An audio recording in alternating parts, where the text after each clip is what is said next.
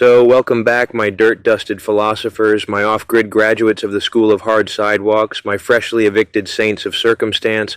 Hobo Yeti here, still ducking daylight, still broadcasting from beneath the tarp, still too stubborn to disappear entirely. So, you're homeless now, and look, nobody hands you a brochure. There's no welcome seminar, no orientation breakfast with sad bagels and awkward icebreakers.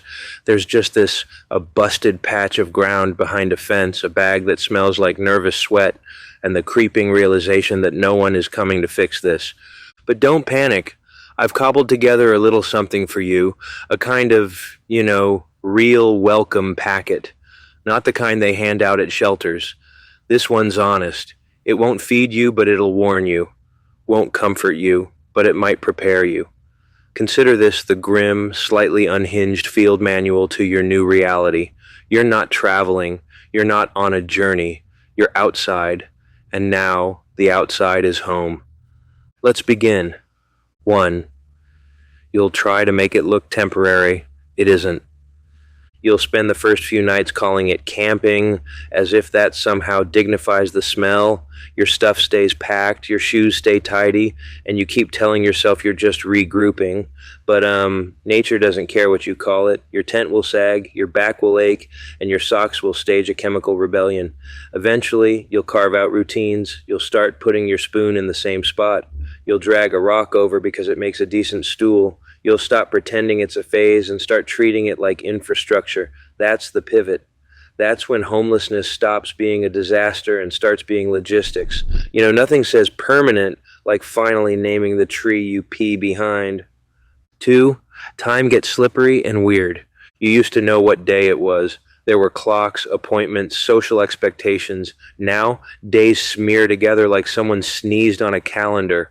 The only time that matters is sunrise, sunset, and that weird hour when everything smells worse. Is it Tuesday? Who cares? It's laundry day, which means washing your clothes in a bucket and hoping the sun doesn't bail halfway through.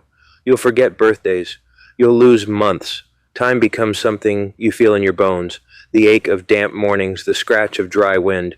And eventually you stop asking, when will this end? And start asking, how do I make today suck less? 3. Shame will sneak in, then settle down like a roommate. You'll flinch the first time someone sees your camp. You'll try to act casual, just having a picnic alone in the woods, officer. But deep down, you'll feel radioactive, like your very existence is indecent.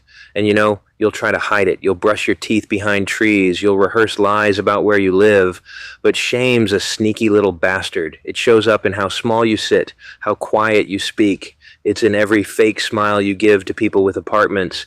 But then, weirdly, it fades. Not because things get better, but because shame takes too much energy to carry in your backpack.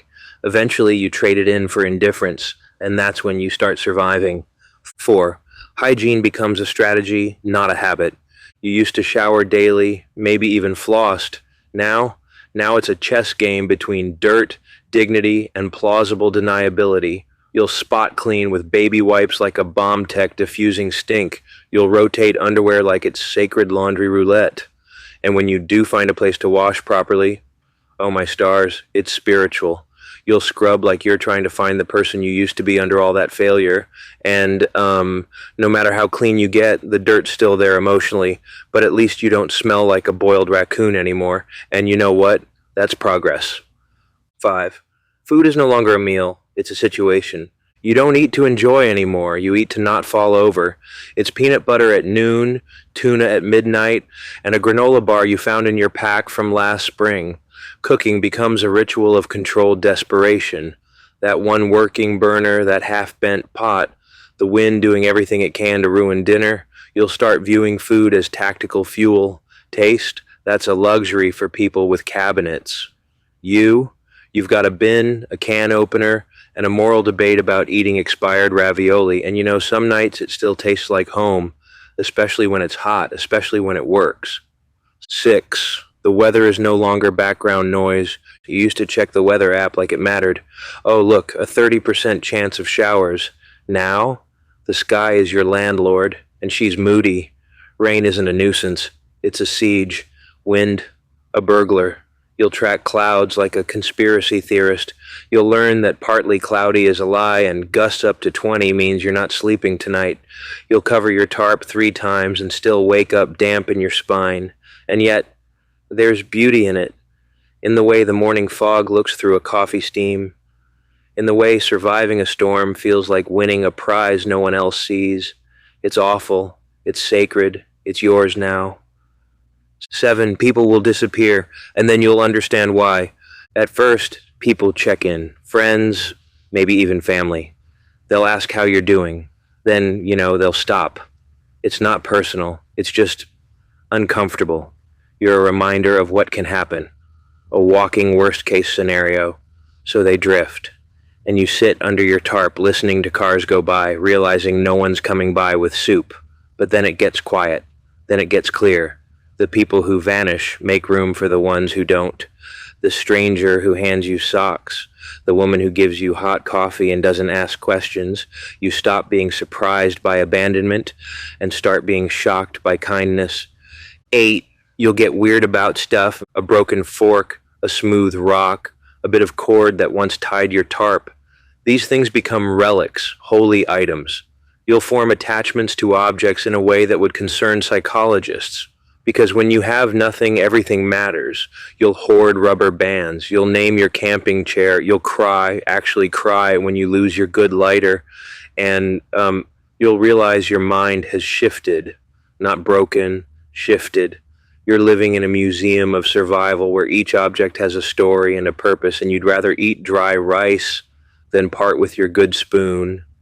9, you stop explaining yourself. You'll try at first. You'll explain how you got here, how it wasn't your fault, how it's just until things turn around. But eventually, the words curdle. People don't want context. They want distance. And you get tired of apologizing for existing, so you go quiet. You nod when people talk. You let them assume. And in that silence, you find a strange peace. The freedom to not justify, to not shrink, to just be broken and visible. Under the sky, you're no longer selling a comeback story, you're living what's left. And there's dignity in that, crooked, bruised dignity, but dignity all the same. 10, you adapt, and that's the scariest part. You'll catch yourself calling it home. The way the sun hits that one tree, the sound of a car door in the distance that always makes you flinch. You'll stop wondering when it ends and start wondering how to make it work. You'll get good at this, too good. You'll tape holes in your tarp with confidence. You'll remember which dumpster has the decent cardboard. You'll become a veteran of invisible living. And that's terrifying, because once you adapt, you realize you're not waiting for rescue anymore. You're surviving. You're building a life inside the ruins of another. And that life might not be glamorous, but it's yours. And that's the truth no one warns you about. So yeah, welcome. There's no tent warming party, no parade.